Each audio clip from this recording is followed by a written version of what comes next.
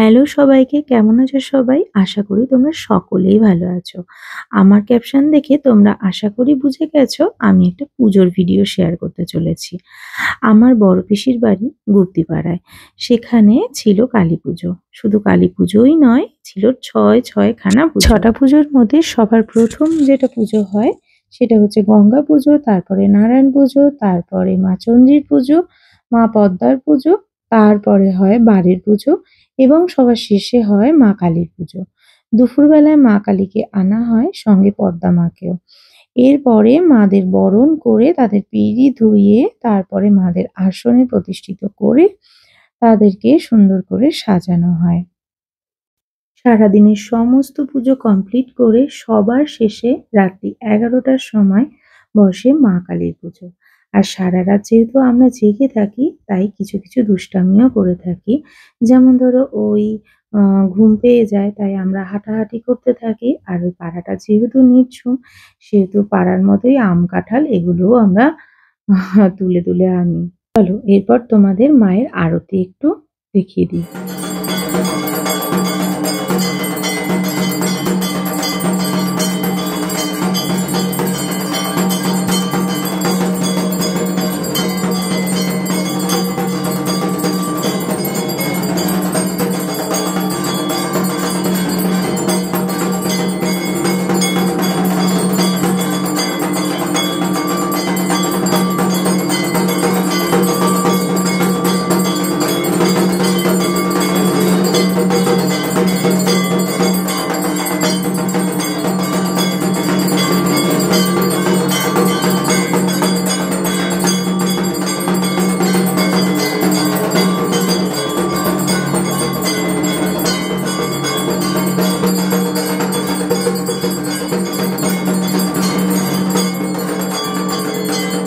মায়ের আরতি হতে হতে প্রায় ধরো ওই ৪টে ৩:৩০ এমন বেজে যায়।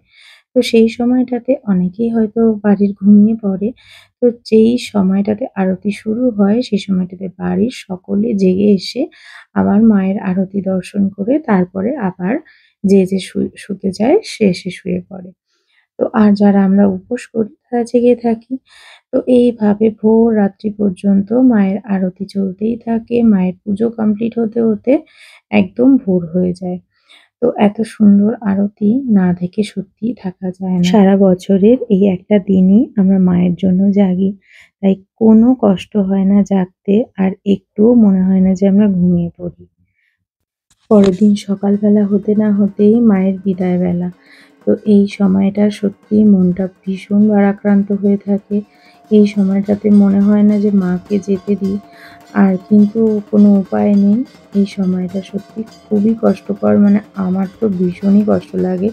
কারণ এই যে সুন্দর, সুন্দর প্রতিমাগুলো তৈরি করে না, মানে কি বলবো? এই প্রতিমাগুলোকে জলে দিয়ে দিতে যে কি কষ্ট লাগে না, ওটা দেখাই না, আমি অন্তত দেখতে পারি না। এই সময়টাতে আমার সত্যি খুব কষ্ট হয়। আর মায়ের এই বরণের সময়টাতে না আমার মনে হয় যেন আমি কেঁদে ফেলি। তো সিরিয়াসলি বলছি, এই সময়টা আমার মানে সিচুয়েশনটা একটু অন্যরকম থাকে। আশা করি তোমাদের অনেকেরই এই জিনিসটাই হয়। যাই হোক, মাকে আমরা সবাই হাসি মুখে বিদায় দিই। আর এই সময়টাতে হয়তো আমার মনে হয় মাটির প্রতিমা হলেও তার মধ্যেও একটা প্রাণ থাকে। তো হয়তো তারও খুবই কষ্ট হয়। কিভাবে একটা দিনের জন্য এসে পরের দিনটাতে সব আনন্দ সবকিছু ওই একটা দিনের জন্য পরের দিনটাতে আবার সবকিছু একদম নিরাশ করে মা চলে যায়।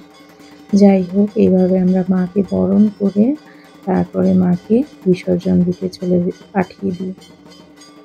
মায়ের বিসর্জনের আগে আমাদের সকলের একসাথে একটু সিঁদুর খেলা হয়ে যায়। তো এই সিঁদুর খেলাটা আগে আরও অনেক বেশি সুন্দর করে হতো। এখন একটু কম হয়, কারণ সবাই ওই ভালো জামাকাপড় পরে থাকে। তার মধ্যে ওই দৌড়াদৌড়ি করে সিঁদুর মাখামাখি সেটা এখন আর হয় না। তো যাই হোক, এখন হয় তবে অল্প হয়। সেই ভিডিওটা তোমাদের সাথে আমি শেয়ার করতে পারলাম না, কারণ সেই সময়টাতে আমার হাতে ফোন ছিল না, তাই আমি শেয়ার করতে পারলাম না। যাই হোক, এইভাবে মাকে আমরা বিসর্জন দিয়ে আসি।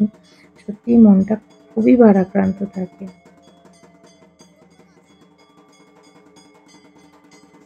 মায়ের আসার আবার ১ বছরের অপেক্ষায় রইলাম।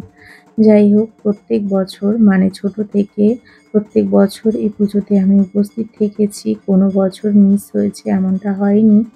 তাই এই পুজোটা আমার কাছে অনেকটাই মানে অনেকটাই স্মৃতি, অনেকটা ভালো লাগা, অনেক কিছু। কারণ সবাই একত্রিত হই আমরা এই পুজোর দিনটাতে।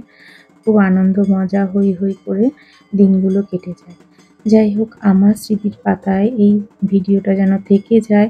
কারণ আমি যখন অনেক বয়স হয়ে যাব, যখন আর এখানে যেতে পারবো না, তো সেই সময়টাতে আমি যেন এই ভিডিওটা দেখে আমার স্মৃতিচারণ করতে পারি।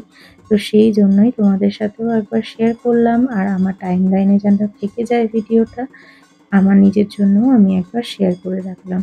যেন ভিডিওটা সারা জীবন থেকে যায়। আমার মনের মণিকোঠায় তো থাকবেই এবং সঙ্গে আমি যাতে চোখে দেখতেও পারি, তো সেটাও যেন থেকে যায়। তো এই কারণেই আমি ভিডিওটা সুন্দর করে এডিট করে পোস্ট করলাম। যাই হোক, আ তোমরা সকলেই ভালো থেকো, সুস্থ থেকো। আর আমার এই ছোট, ছোট ভিডিওগুলো তোমাদের কেমন লাগে অবশ্য করেই জানিও।